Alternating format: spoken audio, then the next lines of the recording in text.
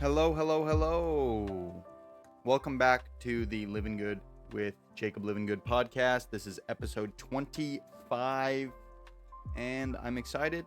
And yeah, it is Sunday, the 3rd of November.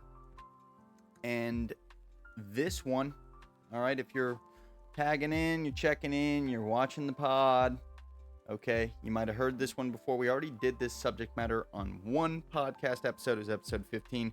And literally 10 later, we're doing it again just because it's so vitally important. Okay, R&R, R&R, R&R, rest and recovery. Okay, Sunday. It's the day that I celebrate as the Sabbath. Some people do, Saturday. Some people build it around their work schedule, right? It really just depends on, your life situation. But every week, one day out of the week, I observe a period of time where I pray every day, but during this day, I actually attend an event, church, and I worship the Lord, whether that be physically or digitally. I take that time to do that, set my intentions for the week. I pray more often this day. I'm also mostly isolated for the day. I don't really do anything. I already really don't do any social functions, but on Sunday I really don't do anything. Like you're not going to see me anywhere out on a Sunday, okay? I try to abstain from technology as much as possible. Which is kind of difficult being an entrepreneur in the process of building my empire, being in what's known as the Valley of Despair, which we'll talk about in a future episode. But because there's certain things that it's not 100% an R&R 100% day, full Sabbath, back in the old days, no work, right? Can't do anything. And it's not like that. For me specifically, and for you, there's probably something like this in your life, but for me, I have several brand retainer deals, right? So I do UGC content for them, and it's on a monthly basis, and I have a deliverable for that. And most times that looks like 1 to 2 pieces of content a day, right? And so that's not I can't scapegoat that away and just catch up another day, yo. So I still do some stuff, right? But it's substantially less than what I do on the other 6 days of the week. And I think it's vitally important, right? I also do this thing. I could do a whole episode on this, not even just this episode, and just I'll highlight it here, but I could do an entire episode on how I structure it and, the thought forms that I use to get this productive. But I do a Sunday summary, right? So I go over my journal and my planner. I look at the task loads, the DMOs, the daily methods of operations that I had set for each day. I look at the percentage that I hit, that I achieved in those days. I look at my journal and see how my vibrational state was, how I was feeling mentally, spiritually, emotionally that day. And then I surmise the week, right? And how did the week go overall, not just in a daily form, but the whole week. And I then plan and set the intention for the next week, right? So I'm consistently making sure that I'm not waking up like an accident, right? Every day I wake up and I know, all right, there's these things that I'm going to be doing that are what move the needle forward towards my ideal future, my ideal outcome, right? And so that's something that is a practice reserved for Sundays. As of recent times, I have not been meditating, a dedicated meditation practice as I have over the last 6 years as much. Literally the last 2 months, haven't been doing it. I fell off my monthly 72-hour fast as well in September. So what is that? 3 months. I've missed 3 of them, which is one of my New Year's resolutions. I'll do a whole podcast on, New Year's resolutions and stuff. But, Sundays, I make it a very conscious effort to meditate on Sundays. I cook a lot on Sundays. I prep. I don't do full meal prepping, right? Where I'm just cooking once a week. I cook every 3 to 4 days, sometimes 2, depending on how much I'm eating, right? But I cook a bunch on Sunday. I clean up around the house, right? It's mostly, I'm doing laundry right now as we speak. It's like a clerical day, right? So it's still quote unquote work, but it's like different work. It's like, it's work that allows me to decompress from the task loads that I'm doing every day, because it's not that stuff. And it also sets the groundwork to have a more productive week, right? Why I'm sharing this, and why, I mean, if you listen to episode 15, you listen to episode 25, this one we're recording now, and you're like, wait, this is like literally the same topic, and you're highlighting mostly the same stuff. And like, absolutely, yes. And the reason for that is because this is, I want to drill it into your head really how important this is, right? Because here's the problem. Even in the valley of despair, you know, when you're in a period in your life where you're building something, you're in a discrepancy financially, spiritually, emotionally, mentally, all that stuff, and you're still, things are slipping through the cracks every day, but you're just trying your best and you're putting the pieces of the puzzle together, okay? Going 24/7, 7 days a week, all the time, right? It's just, you will reach burnout substantially faster if you aren't taking a day of rest. And, you know, as I said in episode 15, which I'll say here, and, you know, if you're not one of faith, you don't read your scriptures, right? All glory be to God for putting me in this position and giving me the abundance and the opportunities in my life, right? That's me. That's the lens that I view the world through. I choose to have faith. And, you know, and if that's not really your cup of tea, I'm sorry. This is the lens that I perceive the world through. So that's how I'm going to interpret it and share my value. But it's literally written, I mean, in Genesis, literally the first book of the Bible. I mean, God rested on the first day, and he's an omnipotent being that created all of tangible reality around us. He doesn't need to rest. That's not something that's really in his capacity that is necessary. It was done as an example to show us, his creation, this model of success of what it would look like to be winning in the world, right? You're 6 days on, 1 day off, 6 days on, 1 day off. And if you obfuscate that responsibility for too long, you will find yourself in burnout. And then now you'll still be on 7 days a week, but like 4 of the days out of the 7 days of the week are going to be wishy-washy as far as output goes. Your PQOs, your prolific quality output, will go in the drain, just down the drain. You're not getting much done. Your head's all over the place. You're having difficulties focusing. And how I know this is because I've went through periods in my life where this is like the reality I'm experiencing. So the Sabbath, respecting the Sabbath, is something that's important. And even like, honestly, even if you're not an individual that views reality through the lens of faith, you don't read your scriptures, you don't have a practice, you like, even if that is you, and you're not, you know, doing it from a lens of honoring God and the Bible and biblical principles, even if you're not doing it through that lens, I still urge you. Like, I'm not gonna push my, you know, I don't want to ever proselytize to people. I just want to share my story and hopefully that incites thought-provoking ideas for people that are supposed to be listening to me. But like, I still urge you, even if that's not the lens that you're viewing reality through, to take a day every week to be like your rest, recovery, recharge, refuel type day, right? Like, it's necessary because it just invigorates the rest of the week. And like, even still in this phase in my life, when some days, sometimes stuff happens, you know, the word busy, I don't like using it anymore because I think it's an acronym for buried under Satan's yoke.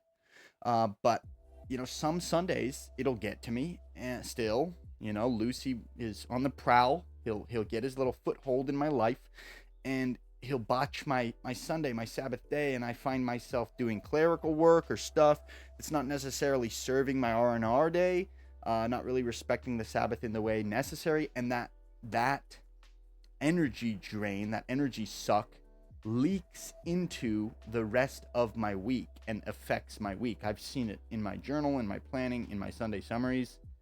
This is a real thing, and I have to share this again, and this is the second time I'm sharing it in 25 episodes, and quite clearly, quite obviously, I'll tell you right now, this is not going to be the last time I do an episode on R&R. I'm not going to make it an every Sunday thing, but I'm going to do it often because it needs to be drilled into your head that, this podcast largely is centered around the hero's journey, entrepreneurial success, building something in the world, high income skills, digital empires, really, really highly tactical stuff, and, fitness and everything. There's a whole slew of topics and subject matter that we cover here, and faith, obviously.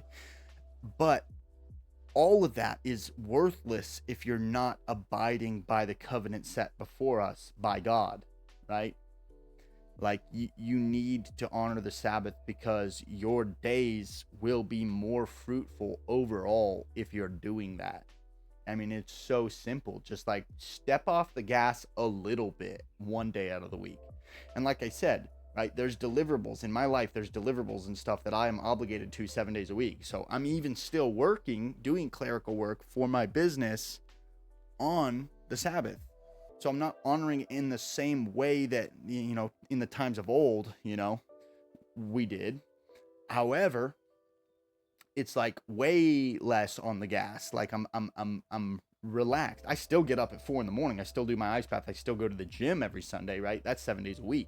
I'm on, right? But it's more lax. So not just, I'm not calling you to be lethargical, lazy, and just like veg out and just like give up on all your disciplines for 1 day a week. And it's okay because this is how I'm honoring the Sabbath. I'm reverting to old, habits and patterns that aren't necessarily serving me. That's not what I'm saying. What I'm saying is, like, if you're going 45 miles an hour consistently every day, 6 days a week, and 45 miles an hour, that's fictitious. Obviously, this is an analogy, but maybe go like 15 miles an hour on your Sabbath day, whatever day you're honoring that. I do Sundays. Maybe you do Saturdays. Maybe your work schedule, you do it on a Wednesday. I don't know, but you need to take some time to slow down a little bit, R&R, rest, recharge, refuel, recover, talk to God, set those intentions for the week, the upcoming days, know what's going on, right? This is all very important stuff. So I just felt called to share that today. And another thing totally unrelated to this subject matter, I just wanted it shared here. I was going to talk about it on an IG story, but I'll just put it in this podcast here because it was a big moment. I got angel bumps, goosebumps, you may refer to them as, but I call them angel bumps, and I honestly was tearing up, and it really touched me, and I want to share it because it was a very impactful moment for me, right? It's one of those moments where you feel the Spirit, and in the world, going around the world, this is not R&R related. This is just a personal story that happened at the gym yesterday morning. But out in the world, I do my best to be, I smile at strangers when I catch eyes with them. I'm always looking, scanning the room, looking at people. I'm not looking down at my shoes. I'm confident. And I'm always smiling at strangers. I like sparking random strangers up in conversation. I ask people what they're grateful for. I challenge people into critical thought. I'm always sharing my faith. And, I'm just trying to be a positive benefactor. I'd hope that if someone comes across me in their day and they're not having the most lovely day that they've ever had, that their day brightens up just a little bit from having interacted with me. That's my hope, right? And I pray to God all the time that he uses my hands to do that for other people, right? And that's what we're called to do. I want to be the light of the world. Anyways, there's the night shift guy at my gym. I spark him up in conversation all the time, but yesterday I was talking to him for a little bit a lot of bit longer than I usually do. I'm talking like 20. I came in, I was talking to him for like 20 minutes. He seemed a little lackadaisical when I came in. Maybe he's just night shift. Maybe he was just tired, but he seemed just less jolly than particularly usual. And so I started talking to him about, career path and what's going on in his life, his emotional well-being, faith, what his goals, dreams, and visions, aspirations were. And we were talking for like, I'm not kidding, 20, 25 minutes. And it got to a point where he like checked his watch and he's like, bro, like, aren't you here early to go to the gym? And I was like, I mean, yeah, the gym's great and all. And I'm here, I'm going to do my workout, but it's never more important than, spreading positivity and checking up on your fellow man.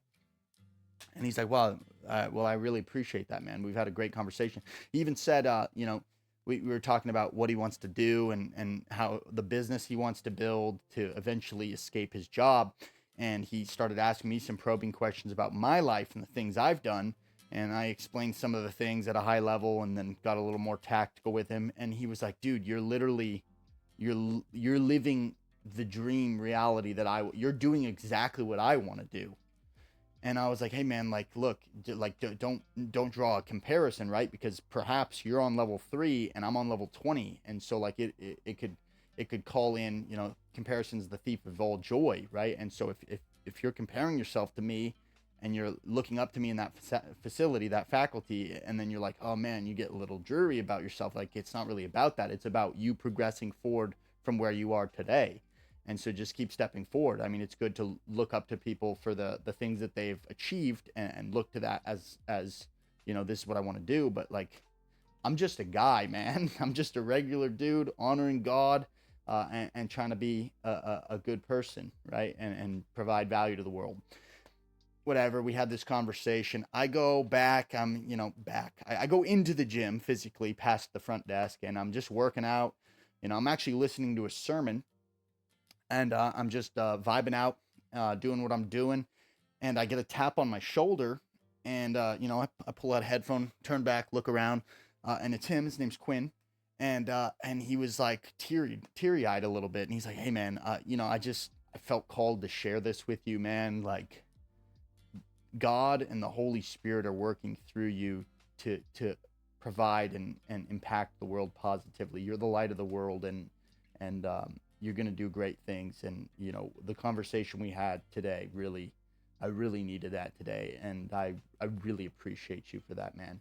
And I got angel bumps. I was like, wow, like, this isn't Quinn talking to me right now. This is the Holy Spirit. This is God using Quinn as a confirmation to me that, like, I'm in alignment with the purpose that I'm supposed to be serving for my life. I got teary-eyed. I got full angel bumps. And we hugged it out. And he left, night shift. He's over. He came and talked to me because his shift was over, right? And so that's what happened to me yesterday. And I had butterflies in my stomach the whole rest of the day because I've done a lot of really cool stuff. I've accomplished things in the worldly stage that I never even dreamed possible. Beyond what I had figured for my initial blueprint of my vision board. And even still, after achieving all those things, I didn't really feel a overwhelming sense of fulfillment until I came back to faith and I said, God, I want you to use me as a vessel to cheer up and bring light and love to the other people around me, the people that I interact with in the world. Because like, what if that's not what I'm going to do? What, like, I could have all the money in the world, but if I'm a jerk to everybody around me and I'm not like providing light and love and positivity and value, then there's no purpose at all to it. And so to hear that from someone that I'm not like best friends with this guy. I've talked to him maybe 20 times, right? Every time I see him in the morning at the gym, I strike him up in brief conversation, but this conversation was quite a bit longer. I'm talking like 10, 15, 20 times longer than we normally talk. And to get that confirmation from him was my whole rest of my day. I was smiling ear to ear because I was very touched that, God, whenever a synchronicity like that happens, I view it as like God winking at me, like, hey, look, pay attention. I'm paying attention to you. I see you. And so it was just a really beautiful confirmation. And I've been locked in for a while. This is episode 25 of the pod. It's been a little over a month, 1 month, 4 days since I started. It was one of my New Year's resolutions to do this podcast, start it up, launch it up. I wanted to have 100 episodes by the end of the year. That's not going to happen. Statistically, mathematically, with the number of days that are left, it's just not possible. My bad. I procrastinated until literally 2 days before the end of September. Why did I do that? I don't even know.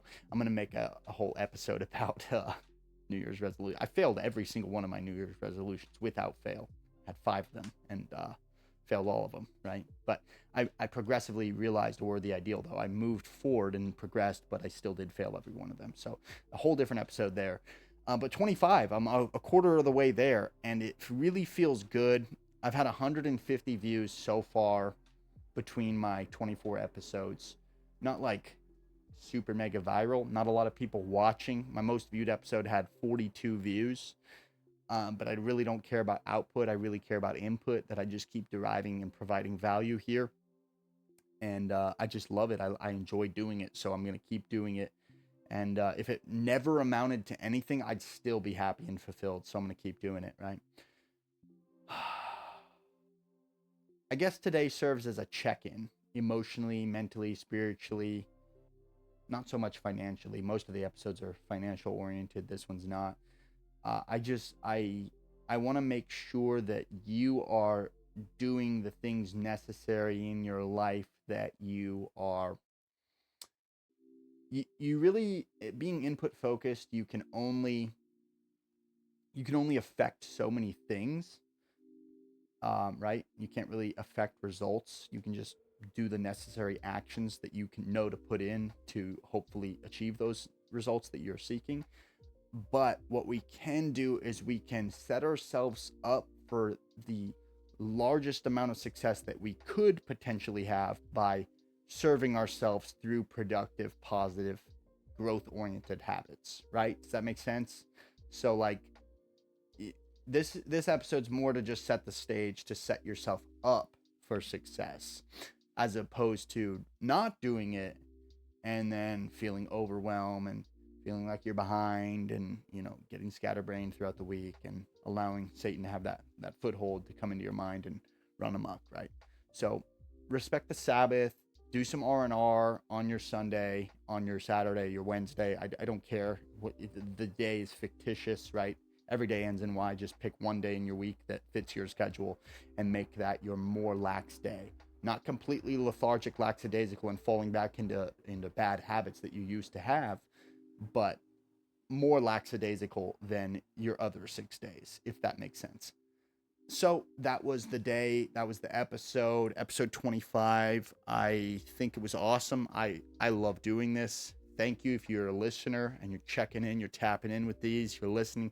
Maybe, hopefully, even you're getting a little bit of value derived from these things. That'd be beautiful. I love you. Keep growing, keep glowing, keep going. Peace out.